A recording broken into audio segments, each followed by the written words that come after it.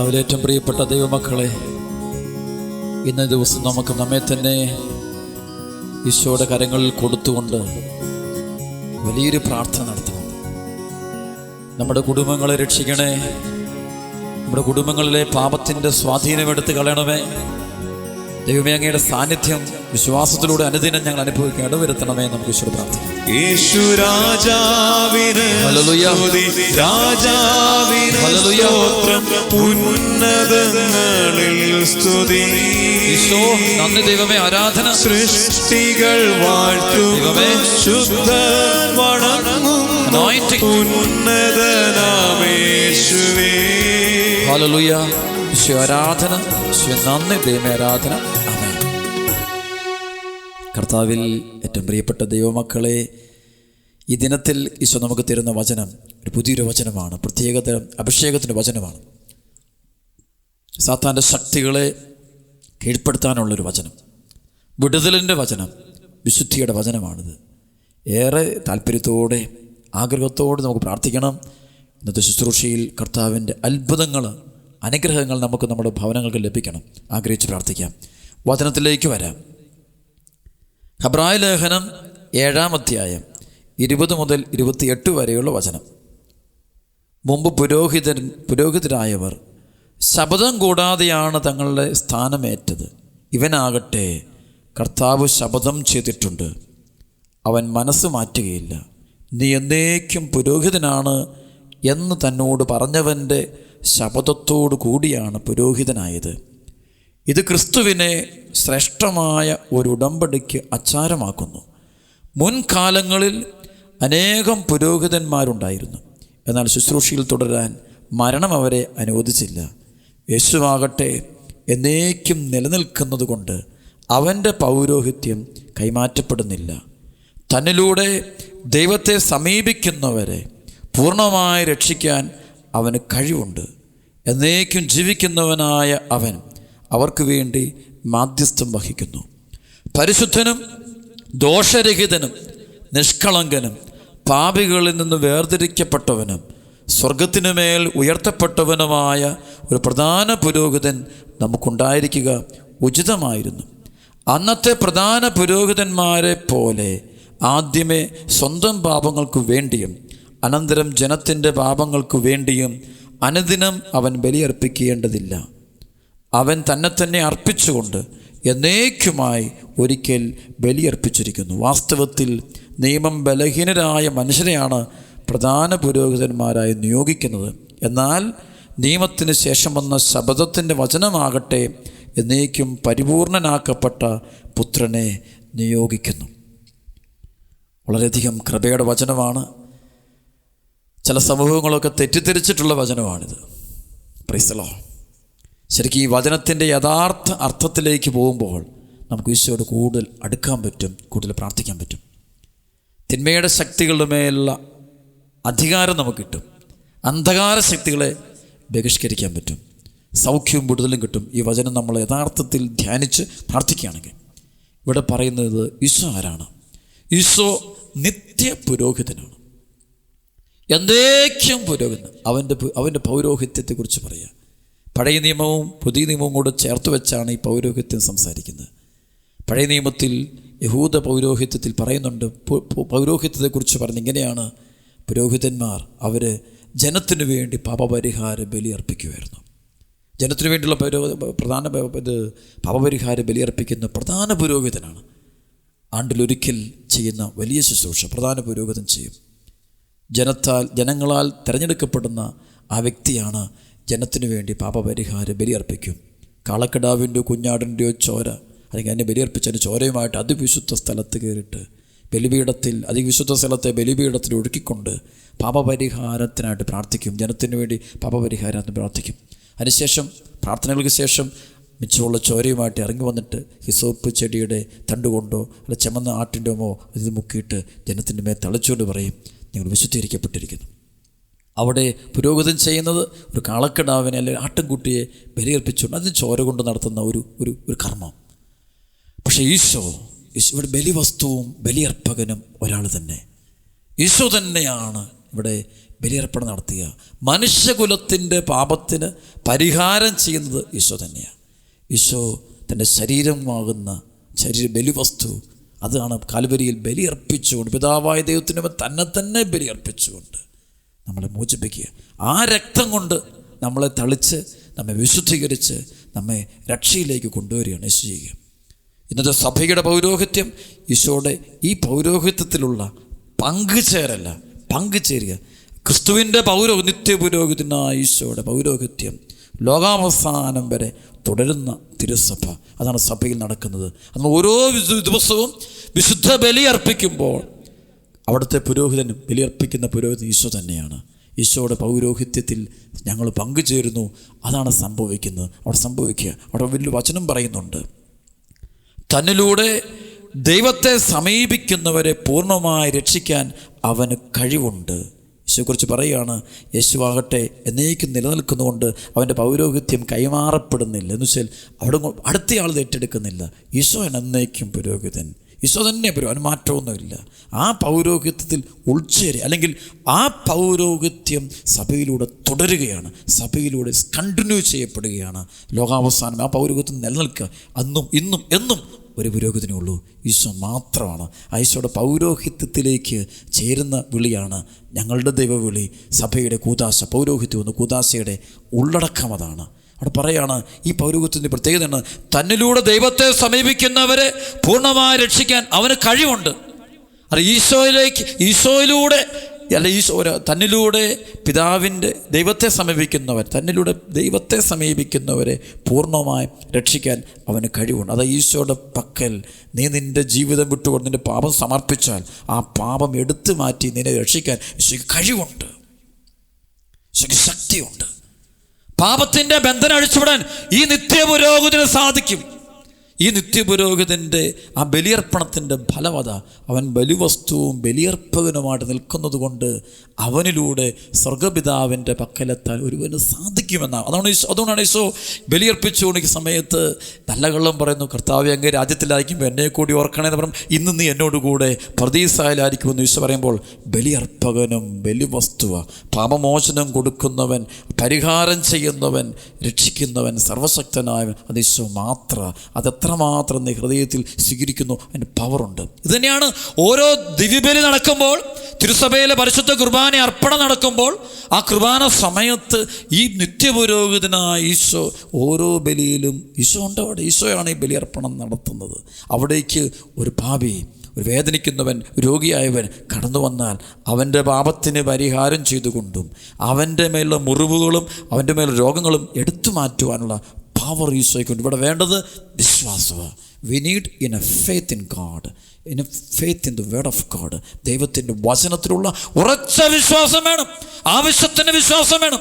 വിശ്വാസമുണ്ടെങ്കിൽ ഈ നിത്യപുരോഹിതനായ ഈശോയിലൂടെ സ്വർഗപിതാവിനെ സമീപിക്കാനുള്ള കൃപ നമുക്ക് കിട്ടുകയാണ്. അതാണ് എഫേസ്യർ ലേഖനം 2:8-9, വിശ്വാസം വഴി കൃപയാലാണ് രക്ഷിക്കപ്പെടുന്നത്. സഭയിലൂടെ കിട്ടുന്ന രക്ഷയാണിത്. ഓരോ വിശുദ്ധ കുർബാനയോട് വരുന്ന അനുഗ്രഹമാണ്. നിത്യപുരോഹിതനായ ഈശോ തൻ്റെ ബലി, കാൽവരി ബലി അപ്പസ്തോലന്മാരിലൂടെ സഭയ്ക്ക് നൽകിയിരിക്കുക. അതാണ് സഭ. അതിലൂടെ തുടർന്നുകൊണ്ടിരിക്കുക. അതിലങ്ങ് ഉൾച്ചേരുന്നവൻ ഭാഗ്യവാൻ. കാരണം അതുകൊണ്ട് ചിലപ്പോഴൊക്കെ ഞാൻ സന്തോഷിക്കാറുണ്ട്. പൗരോഹിത്യം എന്ന് വെച്ചുമ്പോൾ ക്രിസ്തുവിൻ്റെ നിത്യപൗരോഹിത്യത്തിൽ ഉൾച്ചേരാൻ, പങ്കുചേരാൻ, അത് തിരുസഭയിലൂടെ തുടരാൻ, ലോകാവസാനം വരെ തുടരാൻ കിട്ടിയിരിക്കുന്നൊരു അനുഗ്രഹം. അതിനകത്തൊരു ചെറിയ കണ്ണിയായിട്ട് കർത്താവ് നമ്മളെ അനുവദിക്കുമ്പോൾ അതൊരു ഭയങ്കരമായൊരു ദൈവവിളിയാണ്. ക്രിസ്തുവിൻ്റെ ബലിയർപ്പകനും ബലിവസ്തുവായി തീർന്ന ഈശോയിലൂടെ പങ്കുചേരല. ഇത് വരുമ്പോഴാണ് ഇവിടെ അത്ഭുതം. അതുകൊണ്ട് ഈ ഈശോയിലേക്ക് നിത്യപുരോ ഈശോയിലൂടെ വരുമ്പോഴാണ് എനിക്കെൻ്റെ പാപത്തിന് മോചനം കിട്ടുന്നു, എനിക്കെൻ്റെ മേലെ ബന്ധനം വഴിയുന്നു. അതുകൊണ്ട് ഒരു പൈശാചിക ബന്ധനമുള്ളൊരു വ്യക്തി വളരെ ഈ വിശ്വാസം സൂക്ഷിച്ചു വെച്ചുകൊണ്ട് കർത്താവിനെ കണ്ടുകൊണ്ട് ബലിയിൽ പങ്കെടുക്കുമ്പോൾ, ബലിവസ്തുവും ബലിയർപ്പകനുമായ ഈശോ പരിശുദ്ധ കുർബാന അർപ്പിക്കുന്നത് കണ്ടുകൊണ്ട് അതിൽ പങ്കെടുത്താൽ അവൻ്റെ കുടുംബത്തിലെ തിന്മയുടെ ശക്തികളെ ബഹിഷ്കരിക്കാൻ ഈശോയ്ക്ക് സാധിക്കും. അതാണ് ബർത്തിമേയോസിനോട് പറയുന്നത് പോലെ, അതായത് നീ എന്താഗ്രഹിക്കുന്നു ചോദിക്കുക. നിനക്കെന്താണ് ആവശ്യമുള്ളത് ചോദിക്കുകയാണ്. അപ്പം നീക്ക് കാഴ്ച വേണം, കാഴ്ച ഉണ്ടാകട്ടെ എന്ന് പറയുക. ആഗ്രഹിക്കുന്നു, കൊടുക്കുക. അവൻ്റെ ആഗ്രഹങ്ങൾ നിറവേറ്റി കൊടുക്കുന്നത് കാണാൻ പറ്റും. കുഷ്ഠരോഗി ഈശോയോട് ചോദിക്കുന്നുണ്ട്, കർത്താവേ അങ്ങേക്ക് മനസ്സുണ്ടെങ്കിൽ എന്നെ ശുദ്ധനാക്കാൻ പറ്റും. ഈശോയ്ക്ക് പറ്റും. കാരണം ഇവൻ ബലിയർപ്പ്, പാപപരിഹാരം, നിൻ്റെ തെറ്റിന് പരിഹാരം ചെയ്യുന്നവനും നിൻ്റെ തെറ്റുകൾ ഏറ്റെടുക്കുന്നവൻ, നിനക്ക് വേണ്ടി പിതാവിൻ്റെ മുമ്പിൽ മധ്യസ്ഥം വഹിക്കുന്നവൻ, നിനക്ക് വേണ്ടി പ്രാർത്ഥിക്കുന്നവൻ, നിന്നെ സ്നേഹിക്കുന്ന ദൈവം, ആ ദൈവത്തെ നീ അറിയണം. നിത്യപുരോഹിതനായ ഈശോയുടെ സാന്നിധ്യം നിറഞ്ഞു നിൽക്കുന്ന സഭയെ നീ അറിയണം. സഭയെ പരിഹസിക്കരുത്. സഭ പവറാ, സഭ ഭയങ്കര ശക്തിയാണ്. സഭയിലൂടെ നമുക്ക് ഭയങ്കരമായ വിടുതൽ നമുക്ക് കിട്ടും. അതാണ് ലൂക്കാ സുവിശേഷം 9-ാം അധ്യായത്തിൻ്റെ 1-2 വചനമുണ്ട്. വലിയൊരു വചനമാണത്. അവൻ 12 പേരെയും തിരഞ്ഞെടുത്ത് സകല പിശാചുക്കളുടെ മേൽ അവർക്കവൻ അധികാരവും ശക്തിയും കൊടുത്തു. ഒപ്പം രോഗങ്ങൾ സുഖപ്പെടുത്താനും ഈശോ കൊടുക്കാൻ പറ്റും. കാരണം എല്ലാത്തിൻ്റെയും പൂർണ്ണത അവനിലുണ്ട്. അവനെ അറിഞ്ഞാൽ മതി, അവനെ സ്നേഹിച്ചാൽ മതി, അവനെ ആശ്രയിച്ചാൽ മതി, നിനക്ക് രക്ഷപ്പെടാൻ പറ്റും. അവനിൽ ആശ്രയിച്ചാൽ മതി. നല്ല കള്ളൻ അവനിൽ ആശ്രയിക്കുമ്പോൾ രക്ഷപ്പെടുന്ന കാണാൻ പറ്റും. പാപിനി അവനിൽ ആശ്രയിക്കുന്നു. തൻ്റെ പാപങ്ങൾ മുഴുവൻ അവൻ്റെ പാദാന്തികത്തിൽ ഒഴുക്കുന്ന കാണാൻ പറ്റും. കണ്ണുനീരോടെ ഒഴുക്കുന്ന കാണാൻ പറ്റും. രക്ഷപ്പെടുന്ന കാണാൻ പറ്റും. അതോടൊപ്പം തന്നെ നമുക്കറിയാം, സഖ്യവൂസ് അവൻ്റെ വീട്ടിലോട്ട് യേശുവിനെ കൂട്ടിക്കൊണ്ടു പോകുന്നു. അതോടെ അവൻ്റെ വീട് രക്ഷപ്പെടുന്ന കാണാൻ പറ്റും. കുഷ്ഠരോഗി ആവശ്യപ്പെടുന്നു, ആ കൈകൾ കൊണ്ട് എന്നെ ഒന്ന് തൊട്ടാൽ മതി എന്ന് പറയുമ്പോൾ ആ കർത്താവ് തൊടുന്നു. അതാണ് ഈശോയുടെ പവർ. ഈശോയിലോട്ടുള്ള രക്ഷയത. അത് ഈശോയ്ക്ക് മാത്രമേ നൽകാൻ പറ്റുള്ളൂ. അതല്ല ഈശോ പറയുന്നു, വചനമുണ്ടല്ലോ യോഹന്നാൻ്റെ സുവിശേഷത്തിൽ പറയുന്നുണ്ട്, നിങ്ങൾ ഹൃദയം അസ്വസ്ഥമാകേണ്ട, ദൈവത്തിൽ വിശ്വസിക്കുവിൻ, എന്നിലും വിശ്വസിക്കുവിൻ എന്ന് പറയുമ്പോൾ ആ വചനത്തിൻ്റെ ആഴമതാണ്. ഈ ഒരു സത്യം നമ്മൾ ഓരോരുത്തരും ഹൃദയത്തിൽ വിശ്വസിക്കണം. യോഹന്നാൻ 14:1-2 നിങ്ങളുടെ ഹൃദയം അസ്വസ്ഥമാകേണ്ട, ദൈവത്തിൽ വിശ്വസിക്കുവിൻ, എന്നിലും വിശ്വസിക്കുവിൻ എന്ന് പറയുമ്പോൾ അതിനകത്ത് യാതൊരു മാറ്റം. വീണ്ടും യോഹന്നാൻ 14:5-6 വചനമുണ്ട്. തോമസ് പറഞ്ഞു, കർത്താവേ നീ എവിടേക്ക് പോകുന്നു ഞങ്ങൾക്ക് അറിഞ്ഞുകൂടാ, പിന്നെ വഴി ഞങ്ങൾ എങ്ങനെ അറിയും? യേശു പറഞ്ഞു, ഞാൻ വഴിയും സത്യവും ജീവനും ഞാനാണ്. എന്നിലൂടെ അല്ലാതെ ആരും പിതാവിൻ്റെ അടുക്കിലേക്ക് വരുന്നില്ല. കാരണം എന്താ? എന്നിലൂടെ അല്ലാതെ ആരും ചെല്ലുന്നില്ല. കാരണം പാപമോചനം കിട്ടണം, പാപത്തിന് മോചനം കിട്ടണം. അത് ഈശോയിലൂടെ മാത്രമാണ്. ഈശോയിലൂടെ യഥാർത്ഥ പാപമോചനം. അവൻ നമ്മുടെ പാപങ്ങൾ ഏറ്റെടുത്ത് കുരിശെടുത്ത് അവൻ കാൽവരി മല കയറി കുരിശിൽ രക്തം ചിന്തി മരിച്ച് നമ്മുടെ പാപത്തിന് പരിഹാരം ചെയ്ത് അതിനുശേഷം തൻ്റെ ആത്മാവിനെ നമുക്ക് നൽകി നമ്മെ രക്ഷയിലേക്കും ജീവനിലേക്കും കൊണ്ടുവന്നവനാണ് ഈശോനാഥൻ. ആ ഈശോയെ നമ്മൾ അറിയണം. അവൻ നിത്യപുരോഹിതന്, അവൻ നിത്യം നിൽക്കുന്ന, അത് നിത്യപുരോഹിതൻ എന്നും നിലനിൽക്കുന്ന പുരോഹിതൻ. സഭയുള്ളിടത്തോളം കാലം, ലോകാവസാനം വരെയും അവൻ്റെ പൗരോഹിത്യം ഭൂമിയിൽ നിറഞ്ഞു നിൽക്കണം. അവൻ്റെ ബലി നിറഞ്ഞു നിൽക്കണം. അവൻ പരിഹാര ബലിയായി തീരണം. അതാണ് സഭയിലൂടെ വെളിപ്പെടുത്തുന്ന വലിയ വിശ്വാസ സത്യത. അപ്പോൾ അതിലേക്ക് ഒരു ക്രൈസ്തവൻ കടന്നു വരണം. അങ്ങനെ ആ നിത്യപുരോഹിതനായ ഈശോയെ ധ്യാനിച്ചുകൊണ്ട് അവൻ ബലിയർപ്പിക്കുന്നു. ഓരോ ദിനത്തിലും എൻ്റെ ഇടവക ദേവാലയത്തിലെ ബലിപീഠത്തിൽ അവൻ എനിക്ക് വേണ്ടി എൻ്റെ പാപത്തിന് പരിഹാരമായിട്ട് അവൻ ബലിയർപ്പിക്കുന്നു. ആ ബലിയർപ്പണത്തെ അനുസ്മരിച്ച് അനുഭവിച്ച് മുന്നോട്ട് പോകുമ്പോൾ എൻ്റെ മേലുള്ള സാത്താൻ്റെ സ്വാധീനം വിട്ടുപോകുക. എപ്പോഴാണ് സാത്താൻ്റെ സ്വാധീനം വിട്ടുപോകുന്നു? ഒരുവൻ എത്രമാത്രം ഈശോയോട് അടുത്ത് നിൽക്കുന്നുവോ അത്രമാത്രം അവനെ വിട്ടുപോകും സാത്താൻ അവിടെ നിൽക്കാൻ പറ്റത്തില്ല. പൈശാചികം അതിന് കടന്നു വരാൻ പറ്റത്തില്ല. അന്ധകാരശക്തി വീടിനെ ഭരിക്കാൻ പറ്റിയല്ല. എപ്പോഴാണ് ഒരുവനെ ഏറ്റവും കൂടുതൽ പിശാച് ആധിപത്യം പുലർത്തുന്നത്, അവനെ ഡോമിനേറ്റ് ചെയ്യുന്ന എപ്പോഴാണ് ബന്ധിക്കുന്നത്? എപ്പോഴാണ് അവൻ യേശു നകന്നു പോകുന്നു, വിശ്വാസത്തെ നകന്നു. ശരിക്കും ഫെയ്ത്ത് അതിഭയങ്കരമായ മേഖല. അതാണ് യോഹന്നാൻ്റെ സുവിശേഷത്തിൻ്റെ ഉള്ളടക്കം നോക്കുമ്പോൾ വിശ്വാസത്തിലൂടെ വരുന്ന രക്ഷയെക്കുറിച്ച് വളരെ പവർഫുള്ളായിട്ട് യോഹന്നാൻ പറയുന്നുണ്ട്. വിശ്വാസത്തിലൂടെ വരുന്ന രക്ഷയുടെ മേഖല വരുന്നുണ്ട്. അതിലേറ്റവും സുന്ദരമായ വചനമാണ് യോഹന്നാൻ്റെ സുവിശേഷം 1-ാം അധ്യായം 10, 11, 12 വചനം. അവനിൽ വിശ്വസിച്ചവർക്കെല്ലാം, അവൻ്റെ നാമത്തിൽ വിശ്വസിച്ചവർക്കെല്ലാം ദൈവമക്കളാകാൻ അവൻ കഴിവ് നൽകുന്നു. അവൻ പറ്റും. അത് ഈശോയ്ക്ക് സാധിക്കും. ഈശോയ്ക്ക് നിന്നെ പുതിയ സൃഷ്ടിയാക്കാൻ പറ്റും. ഈശോയ്ക്ക് നിന്നെ സ്നേഹം കൊണ്ട് നിറയ്ക്കാൻ പറ്റും. നിന്നെ വിശുദ്ധനാക്കാൻ പറ്റും. നിന്നെ പാപം നിറഞ്ഞ ഈ ശരീരത്തെ ഈ നിമിഷം മുതൽ വിശുദ്ധ സ്ഥലമാണ് എന്ന് വെച്ചാൽ നിൻ്റെ ഒരു വിശുദ്ധ ആലയമാക്കി, പരിശുദ്ധാത്മാവിൻ്റെ ആലയമാക്കി മാറ്റാൻ ഈശോയ്ക്ക് പറ്റും. കാരണം അവൻ ബലിയർപ്പകനും ബലി വസ്തുവുമാണ്, നിത്യപുരോഹിതനാണ്.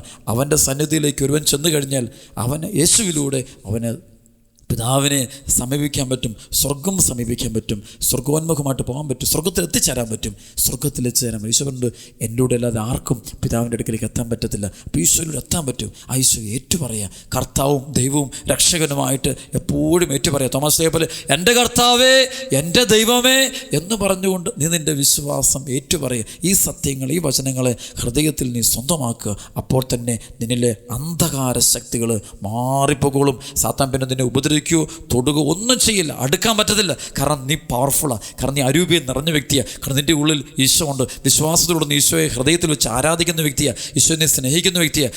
നിന്നെ ഒന്നും ചെയ്യാൻ അവന് സാധ്യമല്ല. അന്ധകാര ശക്തിക്ക് നിന്നെ തൊടാനോ, നിന്നെ ഉപദ്രവിക്കാനോ, നിന്നെ നശിപ്പിക്കാനോ, നിന്നെ തീർക്കാനോ ഒന്നും പറ്റില്ല. സാത്താൻ്റെ ശക്തി നിന്നെ വിട്ടുപോകും. അതുകൊണ്ട് പ്രിയപ്പെട്ട മക്കളെ, ഈ സമയത്ത് നിത്യപുരോഹിതനായ ഈശോയെ ഹൃദയത്തിൽ വെക്കാനും, ഈശോയെ ആരാധിക്കാനും, ഈശോയെ സ്നേഹിക്കാനും നമുക്ക് പഠിക്കണം. വീണ്ടും പറയുന്നുണ്ട് ഹെബ്രായ ലേഖനത്തിൽ മറ്റൊരു നല്ലൊരു വചനം, പരിശുദ്ധാത്മാവിൻ്റെ വളരെ ശക്തമായ വചനം തരുന്നുണ്ട്.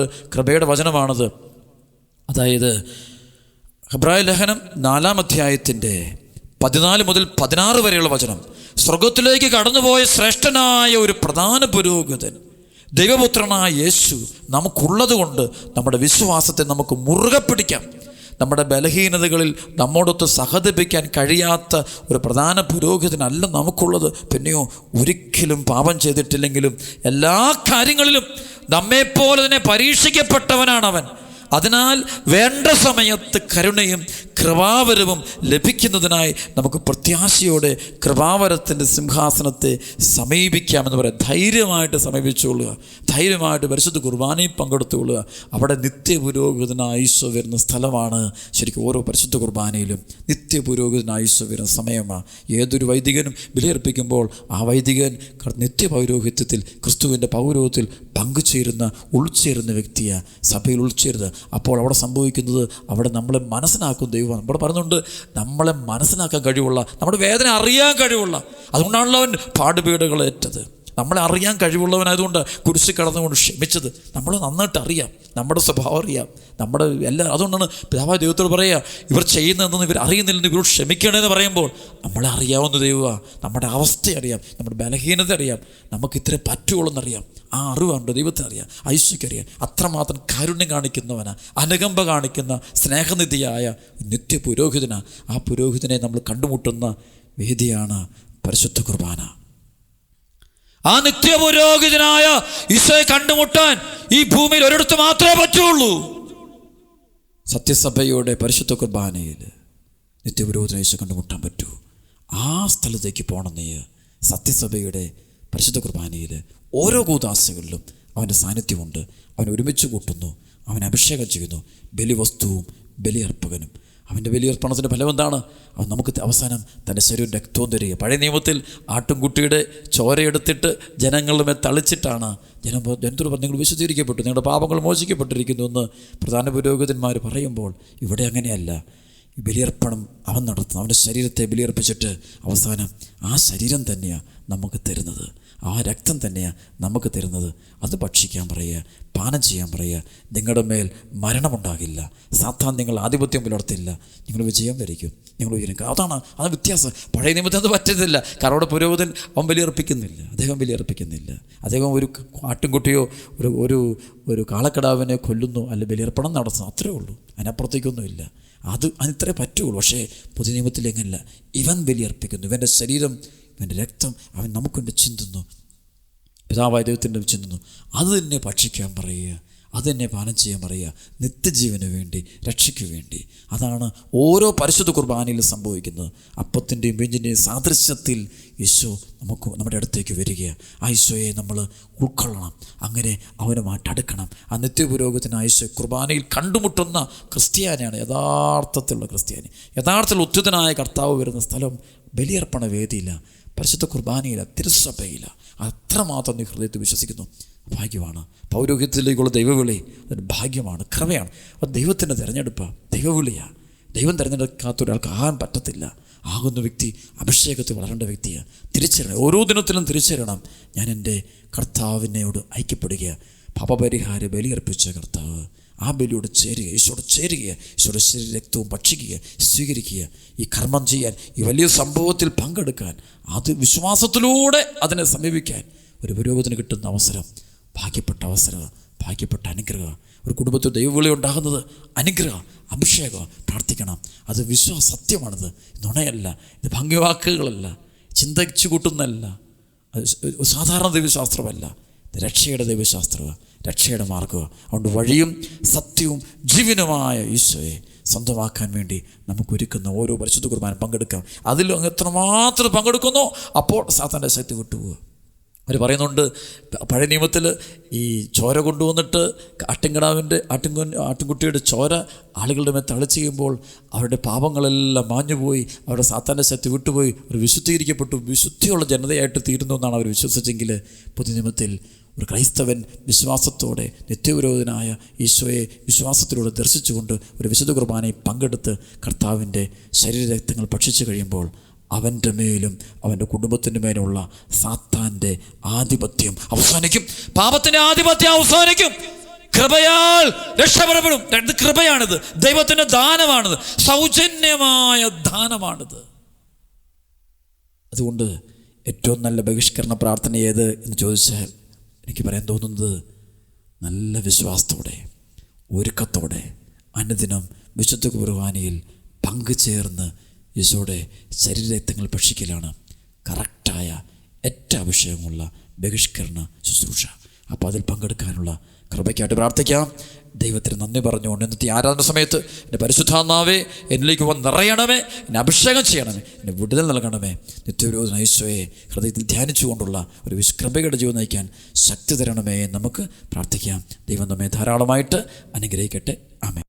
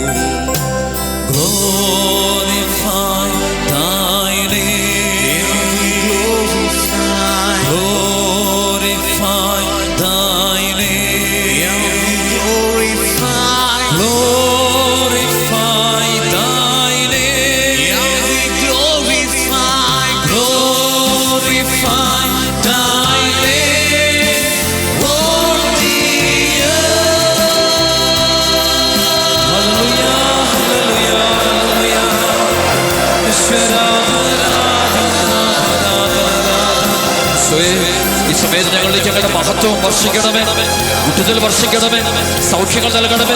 സാത്താന്റെ ആധിപത്യത്തിൽ ഞങ്ങളുടെ കുടുംബങ്ങൾക്ക് വിടുതൽ നൽകണമേ. ഞങ്ങളുടെ യുവാക്കൾക്ക് വിടുതൽ നൽകണേ കർത്താവേ. ഞങ്ങളുടെ കുടുംബങ്ങൾ അത്ഭുതങ്ങൾ വർഷിക്കണമേ. ഈ സമയത്തെ മക്കൾ ചോദിക്കുന്ന എല്ലാ കാര്യങ്ങളിലേക്കും കർത്താവേ നിന്റെ ഇടപെടുണ്ടാകണമേ. നിത്യപുരോഗതിയായ ഈശോയെ, അങ്ങ് ജീവനോടെ വാഴുന്ന ഈ തിരുവോസ്തിയിൽ നിന്നും ഞങ്ങളിലേക്ക് കൃപയൊടുക്കണമേ, വിടുതൽ നൽകണമേ, അഭിഷേകം ചെയ്യണമേ, അനുഗ്രഹിക്കണമേ, സൗഖ്യപ്പെടുത്തണമേ, ഞങ്ങളുടെ കണ്ണുനീരൊപ്പണമേ, ഞങ്ങളുടെ അത്ഭുതങ്ങൾ പ്രവർത്തിക്കണമേ, ഇടയായിരിക്കണമേ. ഈശോയെ നന്ദി നന്ദി, സ്തുതിക്കുന്നു സ്തുതിക്കുന്നു സ്തുതിക്കുന്നു സ്തുതിക്കുന്നു സ്തുതിക്കുന്നു. ആരാധന ആരാധന ആരാധന. അനുഗ്രഹിച്ചുകൊണ്ടിരിക്കുന്നു. നമ്മളെല്ലാം അനുഗ്രഹിച്ചുകൊണ്ടിരിക്കുന്നു. എല്ലാ തൊടുന്നു. നമ്മുടെ വേദനയിൽ കർത്താവ് ഇടപെടുന്നു. നമ്മുടെ കണ്ണുനീരൊപ്പുന്നു. അവിടെ നമ്മെ ഏറ്റെടുത്തിരിക്കുന്നു. നമ്മെ ഏറ്റെടുത്തിരിക്കുന്നു.